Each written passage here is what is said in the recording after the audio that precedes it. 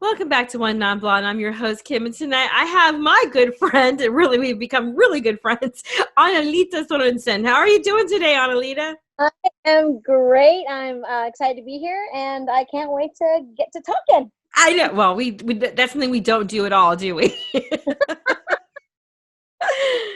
Oh my gosh. So yeah, we were before we didn't record before, but we were having such a good time laughing and having with her husband, and tomorrow's your anniversary. So happy anniversary. Thank you.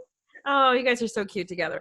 All right. So I know that you've been very busy. So I wanted to talk to you about a few of the things that you've done, and I am like a big fan of yours.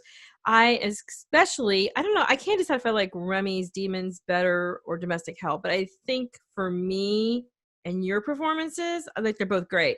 But you blew me away in Domestic Hell. I mean, I'm just not gonna lie, you blew me away in Domestic Hell.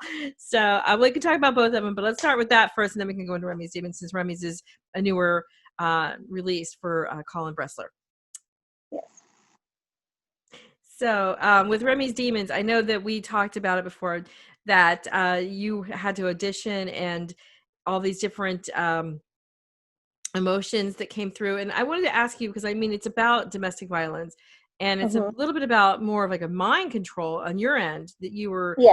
you were so manipulated, and you were almost like tore down. How did you get prepared for that?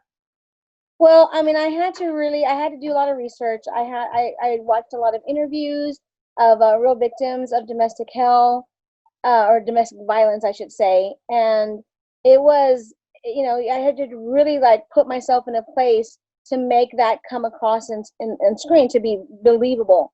And it was my performance was so believable that my husband still to this day will not watch it because he just saw the trailer and he was like, I just can't, because I would kill that man, even though he's just an actor and it's not real life for us. But because so many women actually go through that, it's really a tough thing to watch for some people.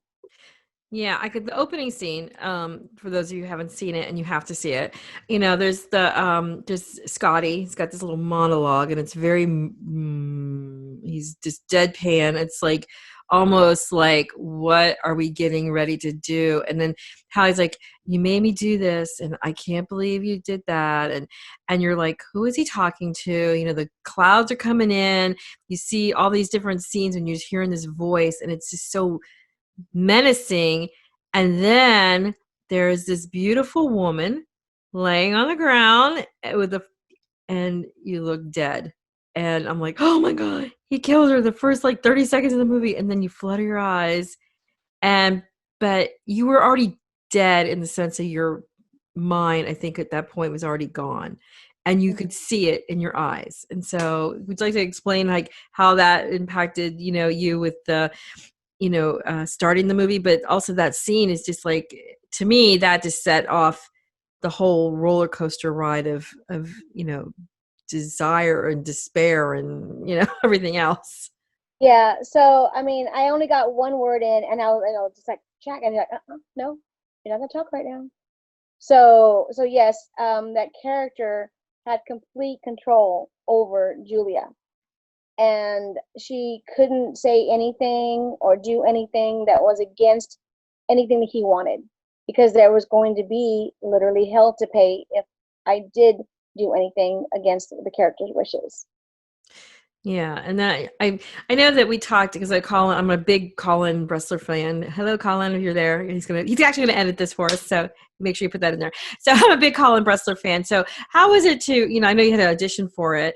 When you were, you and I talked before, and your prior roles were more of the, hey, here I am, I'm cute, which you are, and I'm having fun, and now you got what Right. made you even think that this would be a role that you would first of all audition for, and then second of all, when you got the part, how did you feel about, like, wow, somebody finally seeing something beyond just me being the cute party girl?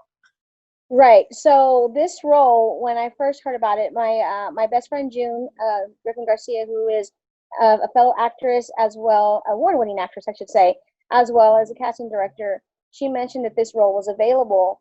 And when she told me about it, she's like, this is going to be a very serious, very deep character that you've never played. And, I think I know you have the talent to do it. Is this something you want to do? And I'm like, yeah. So she's like, okay, I'll put you in touch with Colin. So Colin and I communicated. He sent me some sides. I recorded a video with my phone. I got a friend of mine. We met at the park and we recorded it and I sent it to him. And he liked it enough that he wanted to audition me in person with Scotty, who plays Jack. And I thought this is going to be the role. In my mind, I thought this is going to be the role. If I can pull this off, this could be the role that proves that Angelita can actually act and not play herself with lines. And sure enough, he gave me. I know he had a little bit of hesitation initially, but he gave me the opportunity. And he had auditioned other actresses as well, and actually had offered the role to other actresses. But their concern was that they did not feel that they could either really make this role real, or that they just couldn't do it because of the content, the nature. And after reading the script, thinking, no, we can't do it. And after reading the script, there were some things I was uncomfortable with, but I thought, you know what? I need to get out of my comfort zone, and I want to prove that, yes, I can act and I can bring this character to life. One of the things that I felt like when I was watching the movie, I felt like I was watching, and this is a good thing, I felt like I was almost like a voyeur into somebody's home. And I didn't feel like it was acting. I mean, it stayed with you, at least for me, it stayed with me. I mean, I watched that over a month and a half ago, and I can still remember most scenes verbatim, almost line for line on a lot of things because of the first of all, like I said, Colin is a genius, because this was, like I said, when I interviewed him, I said my new favorite nightmare, and in a good way, but he really got to you. Like, he's like, it's not a horror film in the sense of like, monsters, but Scotty, playing Jack, was a monster, and then our own demons. But you, I mean, all three of you, your three main people, you guys all were amazing. But I have to say, you drove a lot of the scenes, because I felt your pain. I felt your conflict. And I just, when you, like I said, when you sent me a friend request, I was like, yeah, I know who you are. You're amazing. And that was it, because I really, in fact, when I was interviewing Colin, you were the first person I asked about as far as acting. So, you really did a great job, and that was a very difficult subject matter, and you handled it very well. And like, so believable that you would think that that came from like, oh, this is just a chapter of my life. That's how great of an acting job you did. Oh, thank you. And that was one thing, like when we had our premiere, quite a few of my friends were very supportive and went out, and they were just like, oh my God, that is so not you, but it felt so real, like you were really in that pain. And I said, well, good, because I did my job. And that's what I wanted to do. I worked really hard, and people think that acting is just, oh, it's fun and it's easy. It's not. It's not, because how many movies have you seen where the acting was so bad it was laughable, and not in a good way? Yeah. So, and I wanted this to be like kind of my breakthrough film, where I was really showing that I actually have talent. And because in the past, I was told years ago when I first started acting, I was told that the only thing I would ever do was porn, because I had a pretty face and big boobs. And that really it was like a dagger through the heart. Mm-hmm. And I said, no, I'm actually a very intelligent woman, and just because of what I look like, you think that I can't act? You don't even know. You didn't even audition me. You didn't have me read any sides. I mean, how do you know? What would make you look at me and make that conclusion without even seeing me in action? And so I set out to prove that I could do it. But every time I try to audition for something more serious, oh, no, I have this other role that I think you'd be so much better in. And so I am so grateful to Colin for giving me this opportunity, because he's the only one who has ever taken me serious enough to give me such a serious role. And I mean, he's amazing. Like, I love Colin to the moon and back.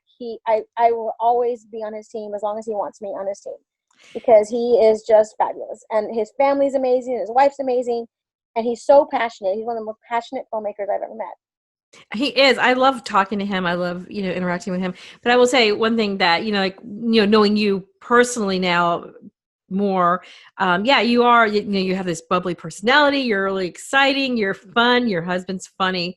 We won't even go there. No, we're going to definitely get together. My husband, your husband, we're going to have fun.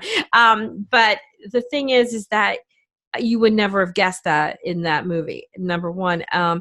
But I just wanted to talk to you about, like, from the moment that it started and then, like, the progression. It's almost like you could see you going further down a hellhole, and then when you started to come out of the hellhole. Now, one of the places that I wanted to talk to you about that really struck me, and I know that you and I talked about this before, and I really would like people to know, is the scene where, it's something as mundane as, where's the grocery list? Yes. So, I had just finished cooking breakfast in this scene without trying to give away too many Yeah, spoilers, we just but wanted to, yeah. and that that moment where Jack asks for the grocery list because he has Julia under so much control. She can't leave the house. He does everything, and so he does the grocery shopping certain days of the week. She has to have the grocery list ready a certain day of the week. And that moment when he realized that I didn't have it done was, when you say that there's hell to pay, when I say that the character has hell to pay when something wasn't done to Jack's specifications, it was a scary moment. And Scotty is one of the nicest people you ever meet, but when he is in character, like, there were moments that he actually frightened me, like really frightened me. And so that came across the screen. And and even though in the back of my head I'm like, we're just acting, but yet he was so believable in his character that I was able to play off of that and make my character more believable as well.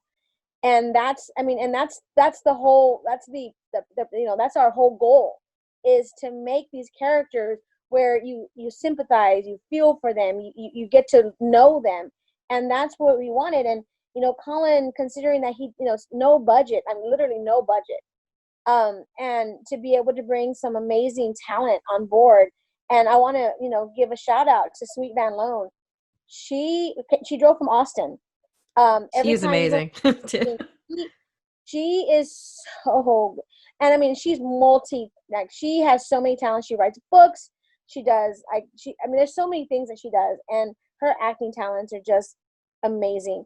And she put a lot into this as well. And you could see that even like the fear that I had, she also exhibited in her character, and it was amazing. Yeah, I just, like I said, I like, because I like to pick things apart critically, Mm. and I just like the relationships between you and Jack, you and Delilah, and and just you yourself, because you're wrestling something too, and you can see that, and I talked to Colin, and I think that's really really brilliant of him, and then I think it also helped you as actors as you're changing color for the different things, how you slowly integrated that color into your character. And your color, again, we don't want to give too much away because you have to watch the movie Domestic Hell, uh, um, is yellow. Black and yellow are your two, like, almost like complete polar opposite colors. So, and I know you said that was part of your own wardrobe, which, Well, the hair flower in my, I love flowers, and I love, and just hair jewelry in general. That's something on the daily that I always wear. I'm a vintage. I love the vintage, the world of the way women dressed in the 30s, the 40s, the 50s, and even into the 60s.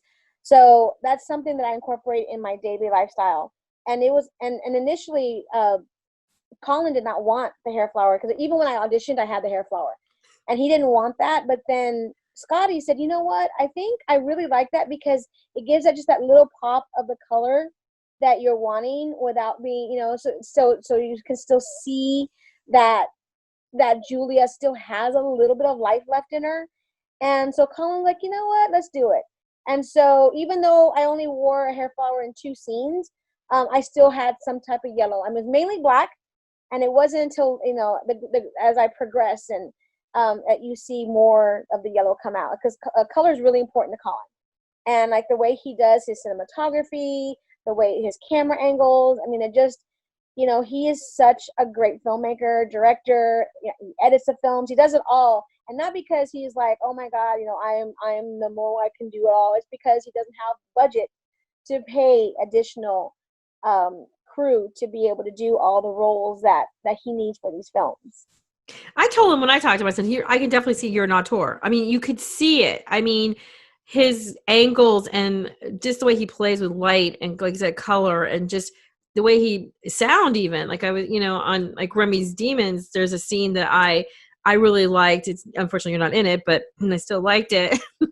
Was when Remy and Vera were out, and he's showing her his playground when he's with his dad, and I said, I mean, obviously, I feel like he did it on purpose, but for me, that was like such a light scene because there was like such light around, and then the birds were chirping, and it was almost like a scene of like freedom, like he could breathe. Like the first time this character could actually breathe and hear the stuff that's around him, because, again, back to Colin's vision, it's like, with like Remy and like with and with domestic hell, there was like a routine that was constantly going on, and I that's something that, and it's not a repetitive like, oh, but it's, you could see this underlying what his motive is, and then all of a sudden when something shifts, you notice it, and it's such a slight shift, but it makes you say, okay, we're moving on to something else. And that's one thing I loved about your character, because your character, even like if it was like a small scene, like walking in, dropping some food off, the way you dressed, the way your mannerisms were, just even like I said, the hair, scarf, whatever, I'm not giving too much away, it showed a shift. And it was such a subtle shift, but yet you paid attention. And that's what I love about it, because he was able to, without using words, put the viewer into the scene. And you did you and it was a sweet, you guys did a great job. I mean, the scenes between the two of you, very touching. It was like that whole conflicted situation. And was that easy or hard to do? Because I know girls, we don't tend to be like girlfriends, and then this is not even a girlfriend situation, and then you're kind of like girlfriends but not really girlfriends. Right. So, of course, being, Jack was basically Julia's whole world. And so when bringing bringing her character into their world, she actually has someone that she could talk to, even though initially it was a struggle. She didn't want to share. She didn't want to talk to her about anything. She didn't even want to be her friend. She just, but you realize the longer that they spend together, the more they actually need each other, because they both have their demons. They both have their struggles. And, we shot, about 60 pages. We ended up staying out at this Airbnb, and it was Albert, Texas, but it was Blanco.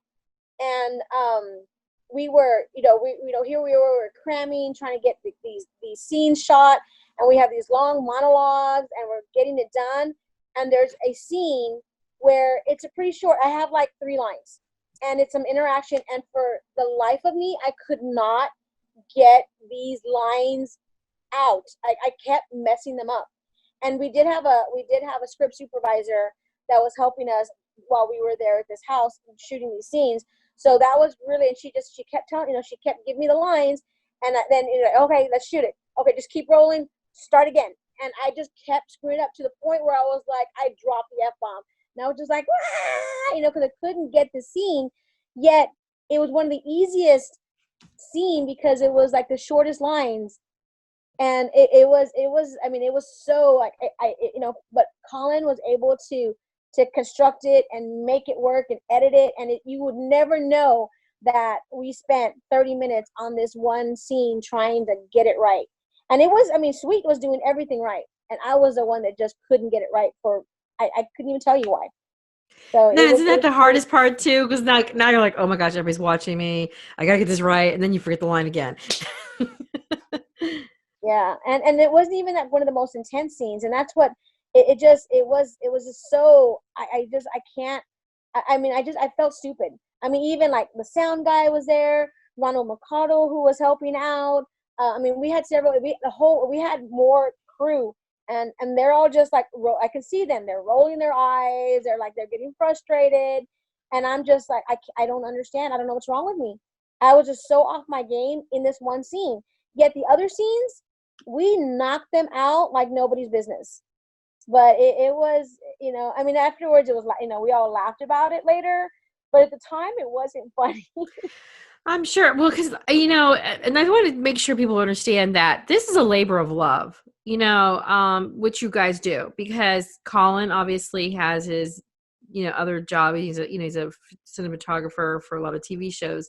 You have your own job, your husband, your daughter, and also everybody else has their own jobs. And so this is not like, what's all we do. We're professional actors and filmmakers. And like you said, and you've made more than one reference that Colin does this on a very low budget, which a lot of times people hear the word low budget, you think low quality and low acting, which is not the case. He pulls out, and that's what I told him when I talked to him. I said, what you pull out of your actors and the scenes and how you use what you have, that's why I say he's on tour, because you definitely sees it. So, I want to let people know that this is not something like, oh yeah, I just do this because I'm cute and I'm going to do this for a living. You do have another life. So, how do you balance that? Well, my husband and I, when we got married, my daughter she's actually his child from a previous marriage. But so she had visitation, my husband had custody. And so there were times where he was gone, he was on the road, he was in the military at the time, so he was deployed often, like stateside. And then she was gone every other weekend. And so, I was stir crazy. I didn't know what to do with myself. So my husband comes home one day and we're in the middle of an argument because, there's only so many times you can rearrange furniture and only so many times you can meet your daughter at school and eat the school lunches. There's only so many times. And so we're arguing. And in the middle of this argument, my daughter's like, but mommy, you should be an actress. You're so beautiful. And my husband and I both looked at each other like, and we both started laughing. Because, I was already in my 40s. And I'm like, you don't start an acting career in your 40s. And so, but I've always taught my daughter that you can do anything. You can do anything you want. So who am I to laugh and say I can't do this, and contradict myself because I'm telling my daughter she can do anything. So I did some research. I answered a few ads for modeling because I figured, okay, I'll try a little modeling because I am a ham in front of the camera. I have to admit I'm a little bit of a camera whore. But We both it's are. It's all good. one thing to like being in front of the camera. It's another thing to actually look good in front of the camera. So, I worked with a few photographers, and then, one thing led to another. I got offered a role as an extra, and then just, did other things and started meeting people and finding out more about auditions and getting an agent. And so it just kind of snowballed into this amazing, even though it's not a career that I can survive on financially, it's a career that I've worked hard, and people know me. I have a good reputation in the industry. And, so I know I've met a lot of really cool people. I've been in a lot of really cool films. I've been I was in All the Pretty Horses with Matt Damon and Penelope Cruz. I was in Bernie with Jack Black and Matthew McConaughey. I was in a film called uh, uh, HOA Havoc with and I can't even think of his name now, and I can see his face, but he's I wouldn't consider him an A-lister, but he's like a B-list actor, and that was a lot of fun. So I mean, and so I've gotten to do some big projects as well as quite a few independent films. You are, like I said, and it's amazing because I love how just taking this into your life. Now, I know that one thing that when I was talking to Colin, he says that you're kind of like the producer because you produce a lot of information and a lot of locations because you know so many people, which is what I was going to ask you. Like you're a great networker because you were able to Yes. help him with a lot of stuff. So yeah, I know I want to share a little story about that because I know you did a lot of networking for him on that. Yeah, absolutely. So, when he needed a role, like in Domestic Hell, he told me he needed a police officer, and I'm like, okay, like an actor to play a police officer. I'm like, I could do one better. I actually know some police officers. So we did book a police officer, and he kind of bailed. It's like he got too scared and didn't want to do it. And then I had another police officer that and I didn't know him like on a personal level, but he was on my Facebook friends list. He was very outgoing. I can tell just from his posts and, with about his job and his wife and everything. So I reached out to him, and he was like, "Oh yeah, let's do it." So then we ended up shooting this scene in front of the police headquarters downtown, and he was in full uniform, and it was amazing. And then he tells us after we shot the scene that he had just gotten promoted to the domestic violence unit, which I thought was really interesting. And he was so good. Like, we only needed one take. I mean, he was that good. But he was like, "No, I think I want to do it one more time." And so Colin was like, "Okay, let's do it," and we kind of sort of had permission but didn't have permission to shoot this scene. That's what he told me. But we were kind of far enough, like, in the public area, that we were able to get away with it. And now he did have to get permission. Like, he had to have several people, higher ups had to sign off on him being able to do this film. But it was all worth it. He was great, and he was just so good. And because he was a real police officer, we didn't have to have like this fake uniform, and it was all real. So it was really cool. He did a great job too. And when Colin told me he was a real police officer, I'm like, wow, that's pretty cool. So now I know we talked a lot about domestic violence, but Remy's Demons, which has just been released and it's been getting great reviews, and it's all over the place, which is great. So that's a completely different character. So we went from being kind of a domestic violence victim to now you have this woman who's kind of strong-willed, a little bit of a bully sometimes, but yet not a bully. How did you prepare for this role? Because I know this is complete opposite of you, because this was like tough. You're not a tough girl like that, and here you are being like, ooh. In fact, when I first saw you, I'm like, wait a minute, that's not her. She's supposed to do that. She's sweet. So with this role, of course, I am on Colin's team, but that doesn't mean that Colin doesn't just hand out roles unless it's like an extra role with a line or something. Those he'll just call somebody, "Hey, you want this?" But I actually had to audition for this role, and after auditioning for the role, he sent me I don't know, I couldn't even tell you. He sent me so many links of different, like, a Roseanne Barr type character, and different truck driving links, female truck drivers, and he sent me all these links that for inspiration, because it was so opposite of what I had just done, and it was yet another character that I've never ever played in my life. Now with Domestic Hell, that character was really easy to do. I had all my own wardrobe. I have an extensive wardrobe, so like costume changes and things like that, no problem. With Remy's Demons, on the other hand, because of who she was, she's a truck driver. Like, I own like 2 pairs of jeans that I never wear, and because I'm a dress girl, I love dresses. And Me so too. I raided my husband's closet, and so I was able to get a couple of shirts out of his closet. And then I told Colin, said, "I'm gonna have to go shopping," and I said, "I'm gonna go to Goodwill." He's like, "Okay, just get some clothes, and I will reimburse you." So I went and purchased some kind of oversized shirts, because I was trying to. I mean, I know it's hard, very difficult to hide how busty I am, but I didn't want that to distract from my character. So I was trying to get shirts that would kind of distract from being so busty. So and to be masculine yet still feminine, because my character is still, I mean, still a woman. Yeah. So, and even I had my hair pulled back on most of the scenes, very little makeup, because I mean, you're busy, you're a truck driver, you're not gonna have time to doll yourself up. So, and even if you wanted to, it's just not really like part of the lifestyle. So I was a little more like, not so glamorous, and very just kind of like, because kind of like your stereotype of a truck driver, of a female truck driver. And so that was interesting. Just the wardrobe, like, that was a whole set of challenges. Yeah, I know because like your character was, you had, like I said, I don't want to give too much weight. You have to watch Remy's Demons.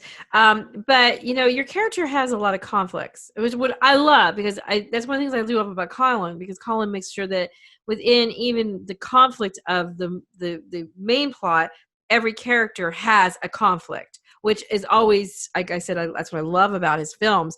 And so you have a lot of conflict with your sister, with your nephew, but then your own conflicts, so like what your life was. Now, I want to ask you one scene, and I know it was kind of like a flashback slash, the wedding and the bottle of liquor. I mean, that was just like very poignant because it's almost like kind of gave you some sympathy. Because at the one point you're like, she's not a very sympathetic character in some ways. So I mean, I'm assuming that's the wedding dress shop that you guys have, right? Yes. Yes. So I mean, it's kind of like, thinking about everything that I missed out on because of my addiction, my character's addiction.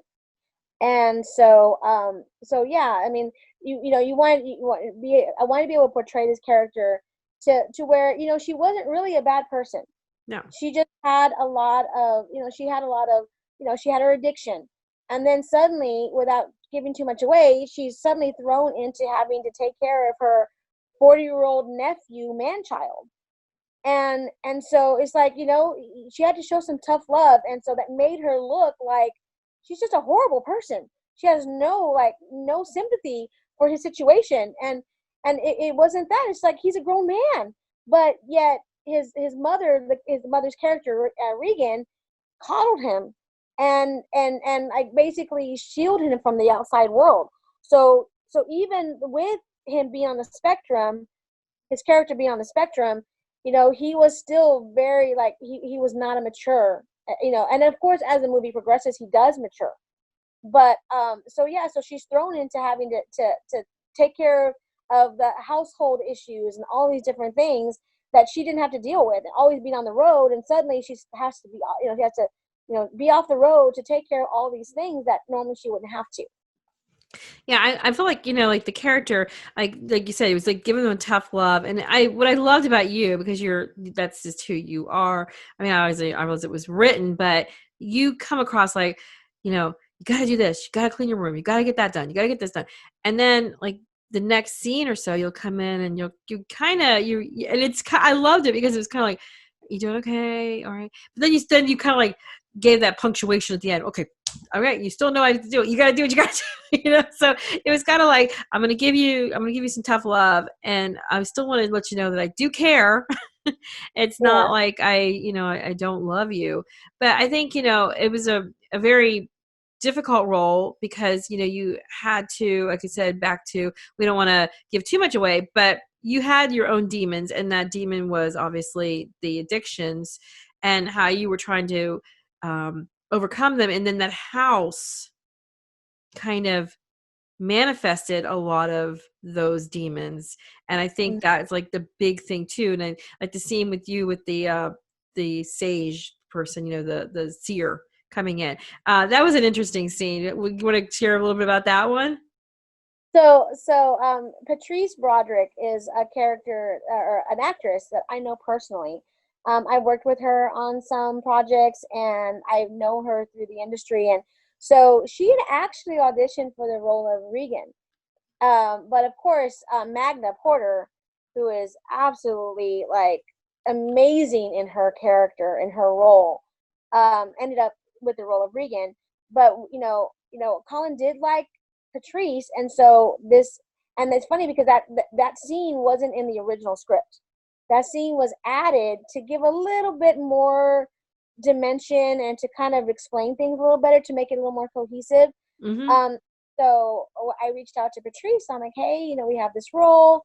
Would you be interested? And she's like, oh my God, yes. And she actually wore just her costume was like a true vintage, like 70s dress, and it was a neat little like addition to the film that added just a little more like oomph, and made the film just even better. So yeah, so she was pretty awesome in her role. Yeah, because it kind of explained a little bit more of like what was going on in the house, and like, and I I love how Colin plays with shadows, and like you and the camera angle that you see something, but yet you're really not seeing something, so you're like, what is that? And you have to play off that. I mean, it's like when you're doing something like that, and your reactions were really great, like even so. How do you prepare for something like that when you're like, I have to make it not like, because sometimes people Yeah. can be like overacting, but yet at the same time, Okay, so one of the little like one of the tricks that some directors do to help the some of the scenes become more realistic is that they'll shoot a scene and they'll plan something, but they don't tell the actor what they're doing.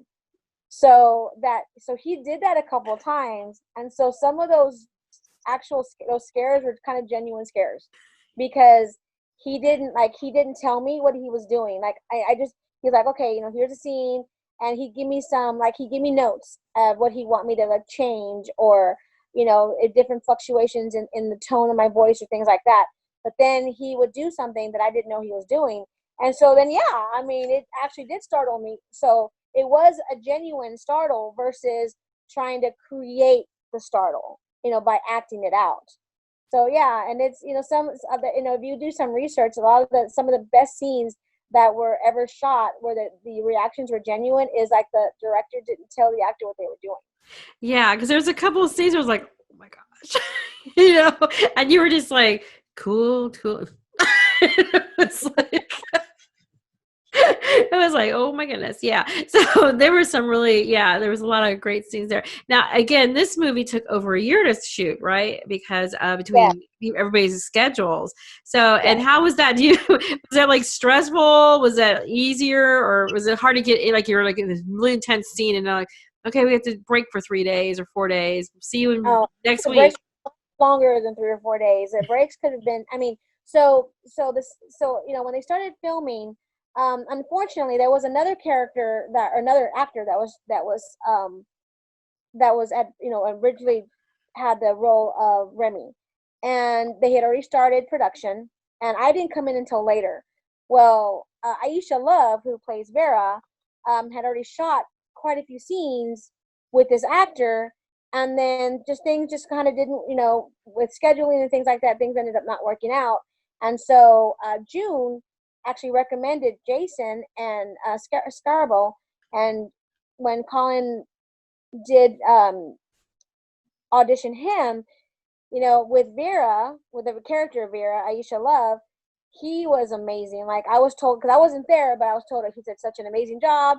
But initially, when the actor first kind of dropped out of the film, Colin was ready to throw in the towel. He was like, "I'm done. I'm not doing this. I worked so hard just to shoot, and all this wasted time and effort." And I'm like, Colin, take a breath. We can do this. And so that's when he went ahead and went ahead and auditioned Jason, because yeah, he was ready to just not complete this film. Like he was like, I'm done. And I'm really glad that he hung in there because I am very proud of the end product. It's yeah, because Jason is such a talented actor, and Jason's also, I mean, he's been in award-winning films as well, and he's great, and his chemistry with Aisha Love was amazing. um, and of course, Magna Porter is just like off the chain. She is so good. And we all have real lives and real jobs. And, Jason has a corporate job. Magna works in retail. I work in retail. So trying to bring us all together, sometimes we'd have like a day's notice and we were all able to get together. And there would be times that we would go, a month or two, and not being able to shoot. Jolie is the scenes in the house, like the inside scenes. Jolie like just basically let her have her house. Like now there was times that it was a little bit of a struggle because she had like automatic locking doors. I was just like, oh, you hear that, the noise. She had these little vacuum cleaners because she has dogs, and they would just the little ones that just go on their own to vacuum. You know what I'm Yeah. talking about? And then her dogs would come in and out when they wanted to. So yeah, so sometimes the scene took longer to shoot, but it was all, as much as it was difficult and how long it took to shoot this film, It was so worth it. It was so worth it.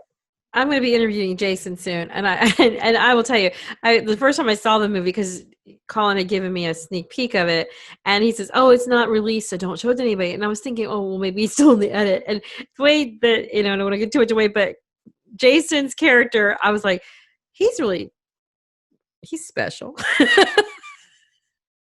He's Hmm. so good. He's such an amazing actor. I cannot see anybody else being Remy. I really can't, because he was Remy, and and the scenes that he had with you too. I mean, it was like you guys had a really good chemistry as well, because I mean, it's like that conflict was there, and the character of Vera. Oh my gosh, she was so this piece of like happiness, but yet she was conflicted, again, back to the conflicts. And so I know that, again, this is a little bit different than the domestic hell, but these demons, he kind of manifested this demon, and it was really, yeah, like the opening again. I tell Colin he gets the people on the opening scenes, because like I think it's really important, especially in this day of Netflix and chill, or you're not chill. I know the kids are like, you're not fucking chill, but no, but in this day of people just like go flip flip flip flip flip, it's so Yeah, easy. you gotta get him, in the first couple minutes, because if you don't, they go on to the next. And yeah, and that opening scene with the little boy chanting Mm. "Young Remy," I mean, it's like, huh? Huh? And there was an interview, or not an interview, but a review that somebody said, give me a child chanting witchcraft or spells. He goes, I'm on board. And he, yeah, I mean, he was really good. And I don't remember the name of the young actor that played young Remy, but he was really good. Like, he was great in his role. Um, and Yeah. it was, yeah. So I mean, everybody in both films were just. I mean, they all put their heart into it. I mean, there wasn't a single person, not even the extras. There was not a single person that walked into this like, whatever. I'm just gonna stand here and whatever. I mean, everyone actually put a lot of heart and effort into the role, even if it wasn't a role it wasn't like one of the major roles, one of the primary cast and crew. They still put their heart and soul into whatever they did to make the films just so amazing. Because even, I mean, how many times that, if it was just the main characters and there was nothing going on in the background, it'd be kind of boring, right? So even those people who are in the background and doing something, and it was all part of the whole scene, and the whole, like, the care, like, just everything. And then his, like you said earlier, Colin's use of color is just like phenomenal. Yeah, because I mean, he just really draws people in. It's like, and then Magda, oh my gosh, the way she says Remy, this is the way she even says his name is like, oh, like Mommy Dearest meets, I don't know who she meets. Like, it's just Well, like, the mother of Carrie is yeah, how is, and that was just actually, that's really um what Colin was going for, was kind of like that kind of person, that kind of mother, is like that mother, the mother of Carrie. So, yeah. and yeah, she pulled this role off. I mean, she was so good. She was so good. It was amazing. I really enjoyed it. I was not a smart cookie. I sat in I okay, so my house is big, and it was late at night, and I was here with my little computer, because I watched it on my computer, because he gave it to me, via digital. And so I'm like, oh, I'll just put this on. I had the lights off, and I was like, why am I doing this in the dark by myself in this corner? So it was good. At least with Domestic Hell, I was able to watch that on the TV.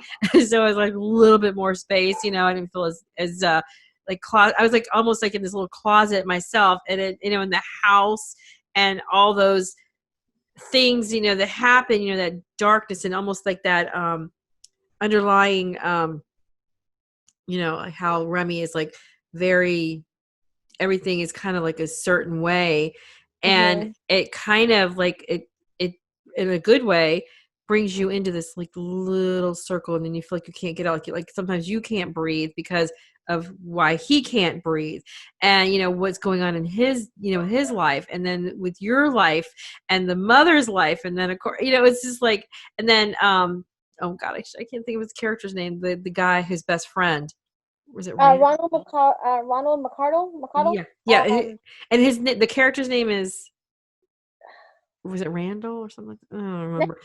I can't. I'm sorry. I'm so sorry, Colin. You But know, it's no, funny because I can't think of what the character's name is either because I just see Ronald. yeah. So Um, let's call him Ronald. But he was scary. I mean, yeah. it was like, yeah, and I'm sure those were some uncomfortable scenes. I'd love to talk to him Some, too, some because of some of those were, and then we got to mention Josh Casa, the co-writer on this film. He wasn't always able to be on set, but when he was also like our script supervisor, and to make sure that we were like, we had our lines right and things like that. He's very talented. He's a talented writer. He's an amazing person. He was a lot of fun to work with. And I mean, I would, like I said, I mean, and I'll continue to say this over and over again. I will always be on Colin's team as long as he wants me, because I mean, because he is such a passionate filmmaker, and I know that if and when the day comes that Colin has a budget, he is going to put out some award winning, and we're going to have some like Oscar material oh, I because agree. I yeah, agree. I mean, he just, as I know, as soon as he has a budget, because right now, like, I mean, what he does pay us, I mean, that he tries to raise funds, but a lot of that I know he's paying out of his own pocket, and and but he wants, and I mean, I would do this because I love it, but at the same time, a lot of actors, like especially here in San Antonio, they're like, well, you shouldn't take on a role if you're not going to get paid. And I mean, and I get that. I get that. I understand that mindset, but at the same time, that was my thought process. I would, and even though I did get paid, don't take me wrong, I could have missed out on some amazing projects that I've been on if I thought, oh, I'm not going to take it if I'm not getting paid. Because Yeah, I've been on award-winning films that I didn't get paid for, but even though I wasn't paid in cash money, I was I was paid back with my efforts with awards, and so yeah, I mean, Domestic Hell has won a few awards for best feature, best, I think, I don't know if it was cinematography or sound, but I mean, we've won awards for Domestic Hell, and I know Remy's Demons, as soon as it hits the circuit, the festival, the film festival circuit, I know it's going to win some awards, and I know, and I would not be surprised if the some of the actors get nominated for awards. I was nominated, and Scotty was nominated for Best Actor and Best Actress in Domestic Hell. He did win Best Actor. yeah. So He not that's a June, but oh my gosh, I was telling Colin. I said he scared the crap out of me. He was really good, and he wasn't. And it was like he's an everyday guy. And that is what's so scary about Domestic Hell, that it's just everyday people in an everyday situation, and what happens is not every day, but yet you couldn't imagine. You would think, oh, that's got to be somebody who looks like this or acts like that. And that was not the case. He was a very good looking man. He's very successful. He's really well spoken. He's got all these things going for him. Here's his wife is, if you look on the outside, she's a beautiful woman. She's got so many things going on, and she keeps the house so nice. They have this really perfect little relationship. And that's so not the case.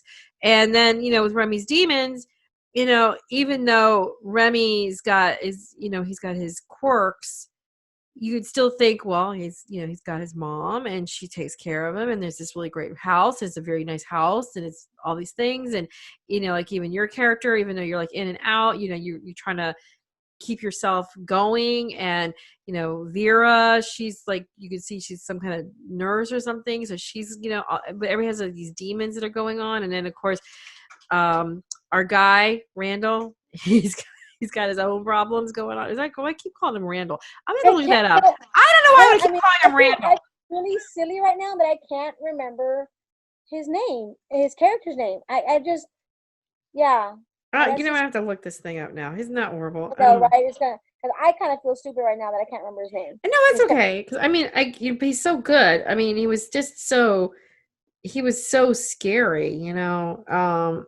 and he was like, he had his own ulterior motives too. And, and everybody was trying to take a piece of Remy. And, so, but yet, it worked out for everybody. But that was an interesting, very interesting movie. So yeah, I'm trying to. It's here. Getting a good thing. It's got its little thing here. Cast. Here we go. Ronald is Robin. I knew it was an R Robin. name. I knew it Yes, was an R Robin. name. Robin. Yes. But his name is Ronald, and I want to keep calling him Randall. You, so I knew it was an R. Sorry, Colin. And Ronald, if you're out there, please come on my show so I can make it up to you. I promise. No, and I mean, I didn't know if you know this, but Ronald is also a filmmaker. He's from So he where? actually went to school to be a filmmaker. Oh Ronald wow. McConnell. He's actually a filmmaker, and so he's actually, he's done some film projects, and I think they have like zombies meets lowrider or versus lowriders or something. So that's one of the film projects he's done. I know that he's got several things like in the works as well. I also want to mention Aime. She is the actress that plays the realtor, and that was kind of a last spin, like, hey, man, we need a realtor, and I know she's been on several film projects too, so I know her from the industry. And so yeah, so when Colin, like, if he needed a character that wasn't, I mean, still wanted something good, I would be the one that would audition them, and I would bring him on board. So because he was like, I trust you, just, because he had so many other more important things to deal with, that I took care of a lot of the smaller things. And if it was some like, and if I couldn't, like, if I couldn't find someone myself, or if I didn't know somebody off the top of my head, my go-to person was June, because she knows everybody. So I'm like, hey, June, we need this, or we need this kind of character, that type of character.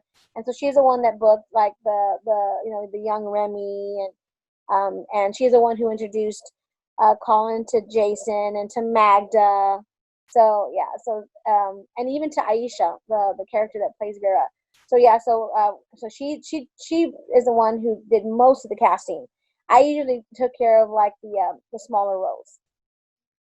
Well, I'll tell you, you can tell every project that I've seen with you and Colin, and of course the crew, they're a labor of love, and they're really good, and people should check them out, because I think that, all of our, like you said, the A-list, the people who are making, the big multi-million dollar, billion-dollar movies started somewhere.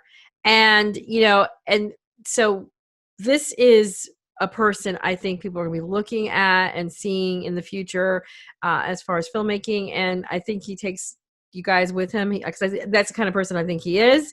I think you guys can do a lot of stuff, because it's just amazing. Plus, you're putting Texas, your area, on the map. And I told him too, it's like he uses the scenery around him as part of the movie, as part of a character, which is important, because again, it brings you into making you feel like you're in that area. Like when Domestic Hell, I said you could feel the desolation, but yet it was still not, it was like it was far enough away that things weren't around, but yet you knew there was still civilization, because that's why you wanted to, like, because sometimes like, oh well, that's in the backwoods, and we go, no, it was, this is a normal town, but yet there's still an isolation. And that's what I love about his acting, or his filmmaking, and of course the acting that he brings into it. I can see that he really brings the best out of all of you. And like I said, you are amazing. I love you, love you, love you. What's coming up next?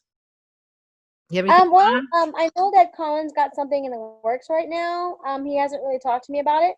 So, but he did tell me to stay tuned, that he does have something coming up. I work at Vital Connection at Stone Oak. I manage the boutique. So we have been insanely, like, gratefully and insanely busy. With the quarantine, the shutdown, and we were closed for about almost like a month and a half. Once we were able to open back up, we have brides that are like, they're like chomping at the bit trying to get in, pick their dresses. Brides are purchasing dresses if they're getting married a year, even up to 2 years out right now, because of what's going on. You don't know. And so I've been so busy at work, and my daughter just graduated from high school, as well as Palo Alto College with her Associates of Science. So she Yay! was Smart able cookie. to do both. She earned the Presidential Award for Texas Lutheran University. So, with that being said, Dad and I don't, her dad and I don't have to pay too much, outside of because a lot of her tuition is covered by the scholarship. So we're so grateful for that. You mentioned earlier, tomorrow is my, well, I know when this airs, it won't be tomorrow anymore, but July 3rd is our 11-year wedding anniversary. So it's kind of exciting. Both of us, marriage isn't easy, but nothing worth having is easy. Even like this, making these films. I mean, there were times that it was so difficult trying to get our schedules that it was, I mean, there were moments, I mean, there were times where Colin was like ripping his hair out because he's just like, oh my God, I'm never going to get this film finished. I'm like, hang in there, we'll get it done. And so, but trying to keep like the same look, like, because continuity is so important. And there'll be, I'd shoot a scene, and then I'd come in, and then I'd have to shoot a scene that was like right after or right before. And so trying to remember, like looking back, like pictures and stuff, what was I wearing? How was my hair? If I had my hair either up in a high ponytail, a mid ponytail, a low ponytail. So, it was interesting, but we made it work. We made it work. And again, I'm so proud to be on this team. I'm honored that Colin took a chance on me, and I've been able to prove myself to him to the point where he's like, yeah, we're not doing anything without you. Yay. So, and that means a lot, because I've worked with a lot of different, and I've worked with a lot of fantastic filmmakers, a lot of very talented people. But Colin, he's got a special place in my heart. He is passionate. And when he sets out to do something, even if there's a struggle, he gets it done. Like, I mean, from start to finish, I've been on projects that we may get them knocked out and done right away, and they'll go into production or post-production limbo, and you never hear or see anything of it again. So that's really frustrating. But Colin, he gets it done. And even when he has his moments where he wants to give up, he doesn't. He Yeah. won't give up. He just needs to take a breather, and then Yeah. he gets back on the horse and finishes projects. He's amazing. I love Colin, and I'm hoping that someday he'll say, "Oh, Kim can be my production, like go out there and get people to, like, like we call it PR stuff like that." Yeah. Yeah, but I'd love to be on one of his movies. So, like, I could play a demon. Just kidding. No, I know. I really. Yeah, I didn't mention, so that Eden was the makeup artist on both films. He was our makeup artist on Domestic Hell as well as Remy's Demons, and he is just this cute, adorable. Like, he is tiny, just a little man, and he's so talented with his makeup. Like, as a makeup artist, he's amazing, and he got thrown into doing things that he didn't know he was going to be doing. So I don't want to elaborate on that because I don't want to give that away. Yeah. But yeah, it's very flexible, and there's a young lady, and I think it's actually Eden's girlfriend who was also like set design, because Eden also helped with set design. And I wish I could remember her name right now. I can see her beautiful face, but I can't think of her name. And she was really, integral as far as making sure that the lighting, to get that mood lighting and the colors that you see. Because Remy's Demon, and they're both like the cinematography and everything's amazing, but the lighting in Remy's Demons is eerily beautiful. Yes, it is. It is. And And that's what I love about it. And like I say, when I was talking to Colin, he said that he went from color of the outfits to the lights representing a lot. So again, people have to watch a lot of things to see all the little nuances, which is what I love about it, because that's it's a movie that you can watch more than once and get something else out of. And that's, to me, a great movie, because it's not just like, oh yeah, I saw it. It's like, you really need to see it and kind of watch it and really dive into it. So I'm so happy that you're here, and we will definitely get together again once Colin starts his new project. I'm sure it's going to be soon. I know that I was going to talk to Colin again, hopefully soon myself. He's going to take care of us, and I'm actually going to be meeting with Jason soon. I got to figure out how to get a hold of Scotty and maybe some of the other people who were in these movies, because I want to just be like part of the team, even if it's remotely from Florida, promoting it. I can with Scotty. So not to worry. I can connect you with Scotty. Okay, you hook me up. All right, and thank you so much for being on my show. And again, Alita, I love that name. Sorensen, she's going to be an up and rising star. I know it. So thank you so much for taking some time to be with me tonight. And as always, you're listening to One Non Blonde. Stay true to yourself. God bless.